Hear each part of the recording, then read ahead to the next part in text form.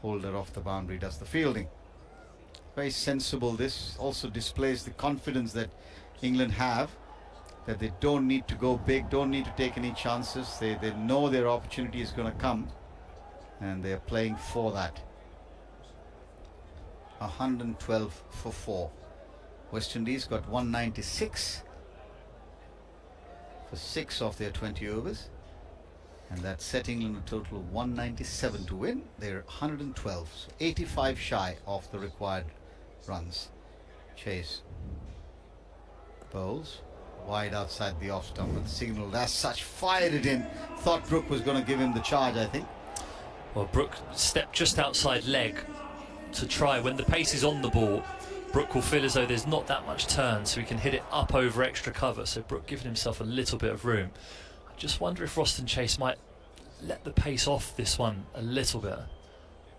Here he is now, and he does exactly that. Offside, not with enough time to place it where he might have liked it. Toe end of the bat from the England captain. No run. 113 for 4. Required run rate now 11.2. Won't phase them too much at this stage, one would think. Here's Roston Chase again.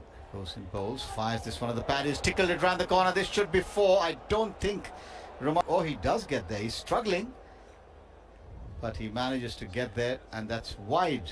Didn't touch anything. I thought might have got just a little bit of pad on its way, but that means there's an extra ball as well. See, that's a bit harsh, isn't it? I don't think that should be a wide, yeah. Batter moving away to the leg, bowler following him. Just steps inside it, doesn't he? So he does. Yeah. Well, harsh. In bowls once again, it moves across a little bit and cracked away on the offside in front of square. Almost overran it. Did Shamar Joseph. Manages to get hold of it in the end. Limits it to 2. Yeah, one day with all the technology that's coming into the game, I think these might get adjudicated by technology as well. But the umpire is the best placed. From wherever on the ground you look, you can never get an exact view the way the umpire does. He chose on this occasion and decided that it was wide, and 2 wides plus the 1 for the wide. So 3 runs accruing to England on that occasion. 118 for 4. Chase bowls once again tucked away. And a laborious passage down to earth, literally, for Mario Shepherd. Big smile on his face.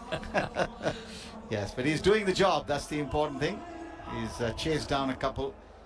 And now skipper Shai Hope runs from behind the wicket to his bowler, having a word with him, discussing where he might want to bowl the last ball of the 13th over. This one's gone for 9 again, so very much on track, the Windies. Sorry, the England batters, I beg your pardon. See, I'd be tempted if I was Chase here, given the situation. England's still quite some way off. You'd throw up a slow one for Curran to try and slog. He's in, he bowls. Doesn't flags it nicely through the straightish mid-wicket region and gets 4 runs. This is 13 of the over. So the last 2 spin overs have gone for 24, Finney, and that just makes the task a little bit easier, doesn't it? With 7 overs to come, England needs 74 to win. Yeah, and it also shows you don't need to take big risks to score at 12 and over in those 2 overs. I can't think of one reckless shot that they've played that have not looked like getting out. It's just accumulation, and then if there's a bad ball there, wallop it away to the fence, and that puts the pressure on the bowlers. And the scoreboard's not getting away from England at all here. The rates come down, 10.5 and over needed now for the next 7 overs.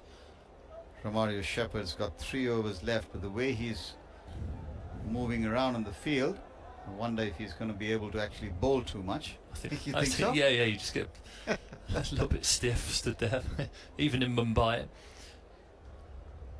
In Mumbai, you worried more about cramp and losing. That's true. You'd be disappointed if you cramped in a T20 game.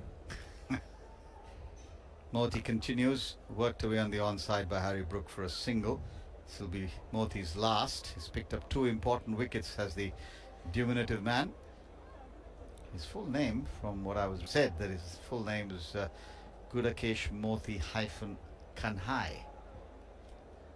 Wonder if that had anything to do with him or his parents being influenced by the great Rohan Kanhai. In comes Moti bowls over the wicket, eased on the offside by Karam. There won't be a run on this occasion. Joseph's up inside the circle, prevents a run. In his face. Game being played by and large, all the games in this tournament so far played in very good spirit.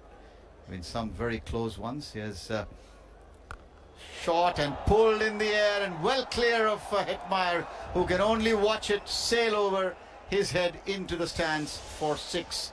So Sam Curran once again showing why he's so valuable. And there's some conditions in Sam Curran. He just absolutely revels in these conditions, and he's now up to 21 of 13. And that was a very, very good shot. Dragged it back short of a length and comfortably put away. 130 for 4. Moti bowls, tossed up, slapped away firmly, but straight to the man at sweeper cover for a single. Already now 8 runs of this over, 4 balls bowled. So England doing this almost exactly the way it's required mathematically. 10 or 11 runs an over required, and they're getting those at the moment comfortably.